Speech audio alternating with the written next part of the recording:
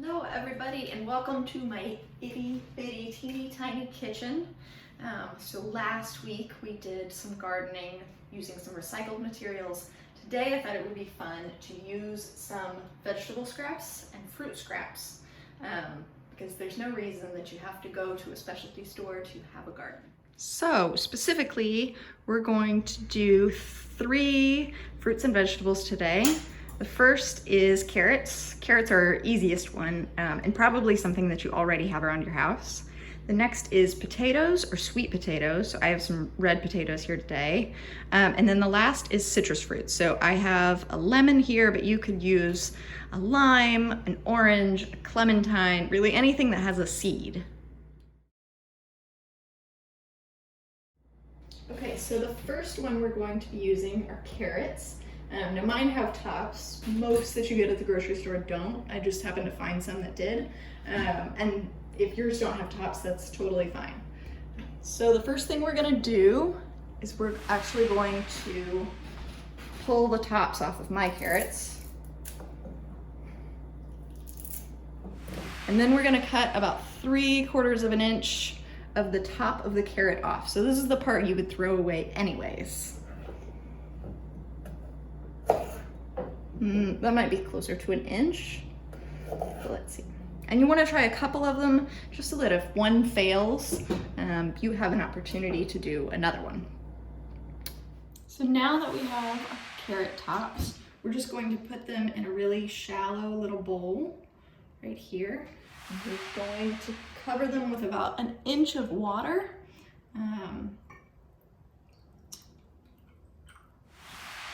And so we'll just maintain this water and replace it as necessary, and the carrots will hopefully start sending out roots. And then once the roots are developed and established, then you can move it to soil and it should just flourish from there.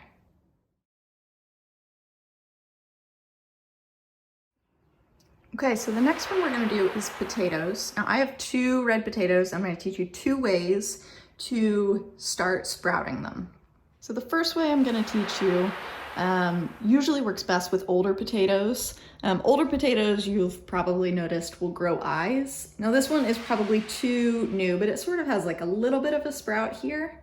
So when that happens, you'll want to just cut out about a 1-inch wedge.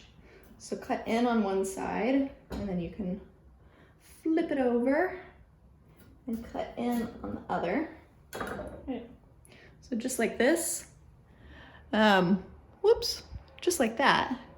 And then once you have your wedge, you're gonna let it dry out for 2 days, and then you'll plant it in a little bit of soil and just keep that pretty moist and in some sunshine, and hopefully you'll get some sprouts soon.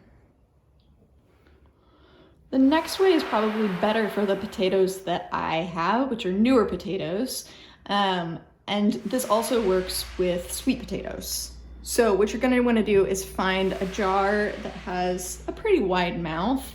And then you're going to put your potato basically right inside. Now, if the potato is too small for the mouth of the jar, usually you can use toothpicks. So you're gonna fill the jar with water.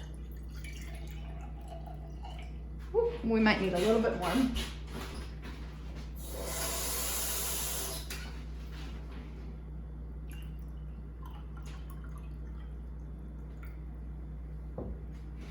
And then you'll place the potato in the mouth here just so that the bottom of it is touching the water. And what will happen is that it will start to send roots out from here. And once you have roots, then you can plant. So the last one we're gonna do today is citrus fruits. I have a lemon here, but like I said earlier, you can use an orange, a mandarin, a lime. Really, as long as it's a citrus fruit, this should work just fine. And so I've already rinsed this off to sort of get any gunk or wax off of it. And then you're just gonna cut it right in half.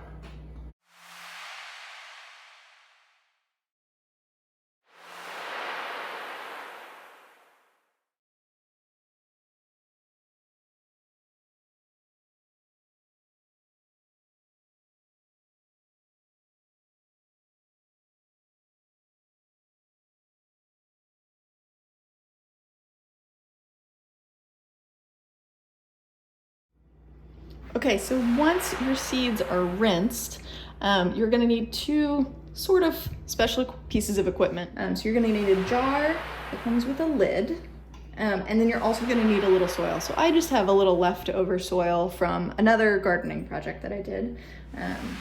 So you're just gonna fill your jar up with a little bit of soil.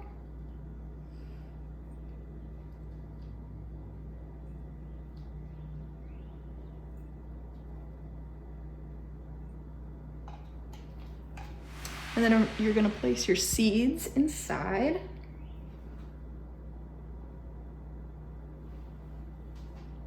And then you're gonna top it with a little more soil, just so that they're not sitting right at the top. You're gonna give it a little tiny bit of water.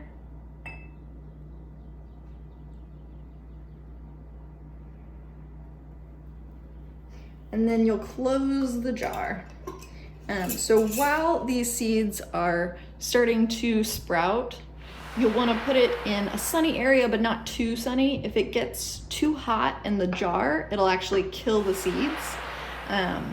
So sunny, not too hot. And then once they've sprouted, you can actually take the lid off and let them grow that way.